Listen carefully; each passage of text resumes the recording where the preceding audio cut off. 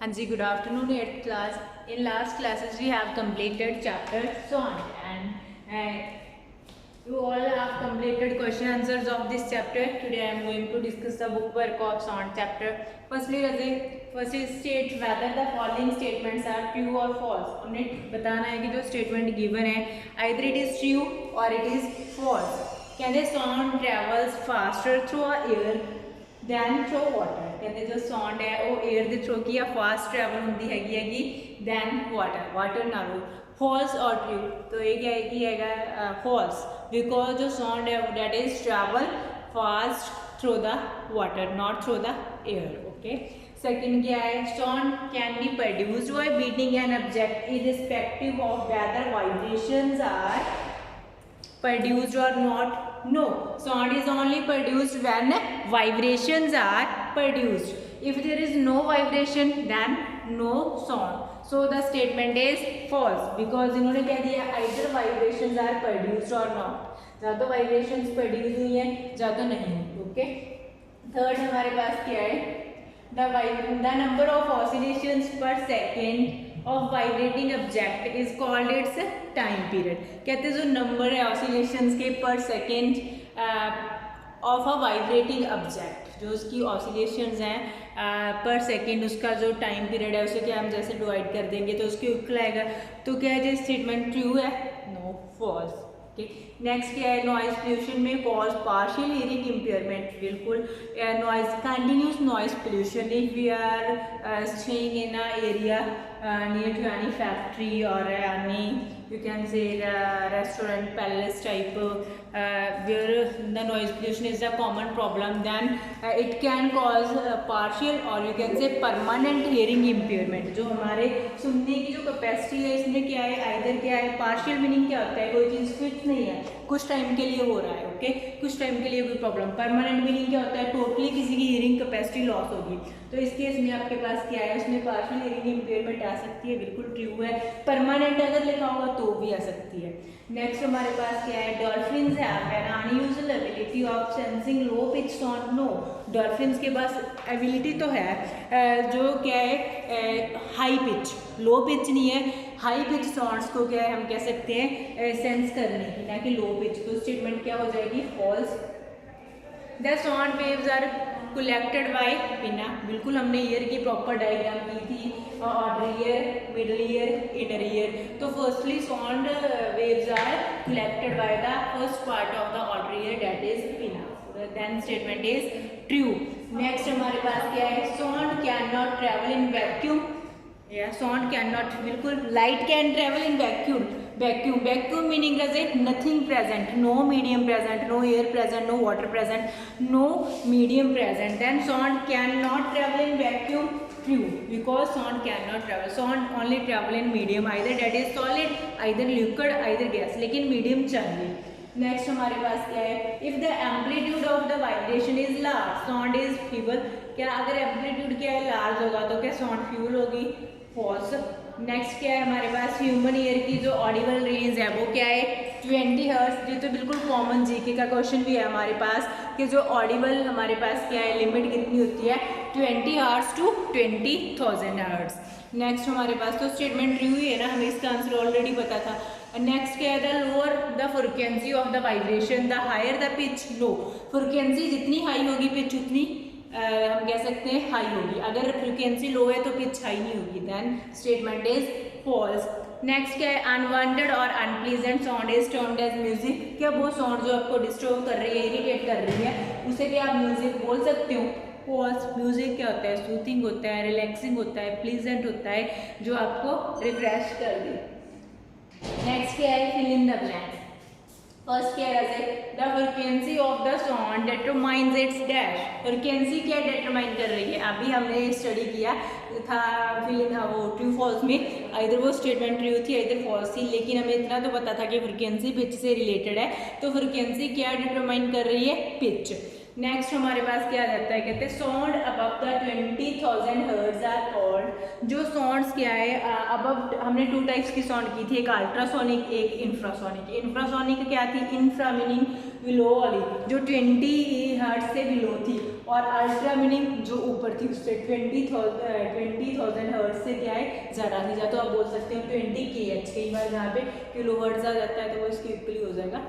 तो हमारे पास कौन सी साउंड्स हैं, वो ultrasonic sounds. They dash be heard, उन्हें हम सुन सकते हैं, no they can not be heard. उनको कौन सुन सकता है, कुछ क्या है स्पेशल एनिमल्स थे जो उनको सुन सकते थे, हमने एग्जांपल्स की थी, लेकिन ह्यूमंस और नॉर्मल रूटीन में हम लोग क्या है उस साउंड को नहीं सुन सकते। कहते all unpleasant and undesirable sounds are known as, अभी बात हुई थी, उनको म्यूजिक तो कहते नहीं है, जो अनप्लीजेंट होती हैं, जो अनडिजायरेबल होती हैं, तो उनको क्या बोलते हैं, नॉइज बोलते हैं। नेक्स्ट हमारे पास क्या है, the SI unit of the frequency of sound is, अभी इतने बार बोल लिए 20 हर्ट्ज 20,000 हर्ट्ज, तो हर्ट्ज क्या है हमारे पास, SI unit of the sound, H Z अगर आपने लिखना है तो कैपिटल एच और स्मॉल जेड, अगर सिंपल लिखना है तो सॉरी तो स्मॉल जेड आ जाएगा हमारे पास। ओके, फुल लिखना है तो आप फुल लिख सकते हो। The more is the frequency, shriller is the sound.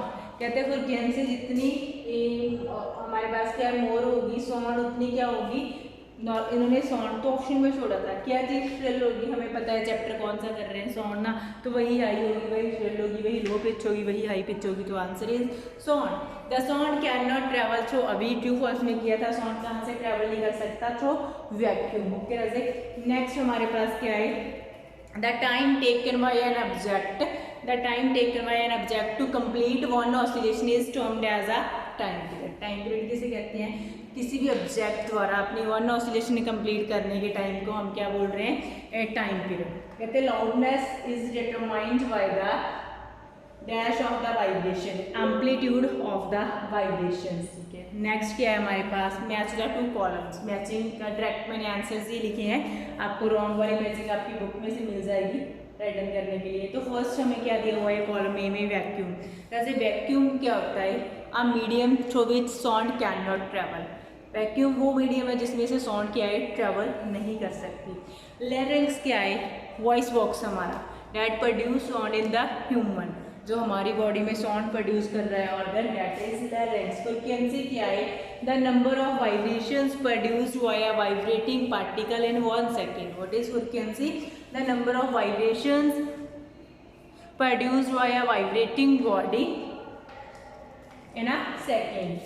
Fourth क्या है हमारे पास, 331 मीटर पर सेकेंड, तो वो हमारे पास क्या है, speed of the sound travelling through air. जो साउंड की आपकी बुक में एक टेबल दिया हुआ है राजेश, साउंड की एयर में कितनी स्पीड है, वाटर में कितनी है, वो तो देखो लर्न करने वाला काम है। 331 किस में है, एयर में है। वाइब्रेशंस क्या होती हैं, to and fro motion of a vibrating body. Okay, next हमारे पास क्या आ जाता है, अब एम्पलीट्यूड क्या होता है, कहते हैं मैक्सिमम डिस्प्लेसमेंट होती है जो किसी भी वाइब्रेटिंग बॉडी अपनी मीन पोजीशन से क्या है इस और उस साइड क्या है कर रही है। नेक्स्ट हमारे पास वैसे क्वेश्चंस आप लोगों ने कंप्लीट कर लिए थे, फिर भी मैं थोड़ा सा रिवाइज करवा देती हूँ। वेरी शॉर्ट क्वेश्चंस में फर्स्ट क्या है, name the property that decides whether a given sound is Audible और इनऑडिबल। तो कौन सी प्रॉपर्टी डिसाइड करती है कि साउंड ऑडिबल है और इनऑडिबल है, कौन सी प्रॉपर्टी, फ्रीक्वेंसी, साउंड की frequency. What are the ultrasonic, अभी हमने डेफिनेशन में किया था, अल्ट्रासोनिक साउंड्स कौन सी होती है, जिनकी फ्रीक्वेंसी हाई होती है देन 20,000 हर्ट्ज से। इंफ्रासोनिक क्या होती है, जिनकी भी लो होती है देन 20 हर्ट्ज से। जो हमारी नॉर्मल हियरिंग कैपेसिटी है उससे क्या है नीचे और उससे अबव वाले साउंड इंफ्रा और अल्ट्रासोनिक होती है।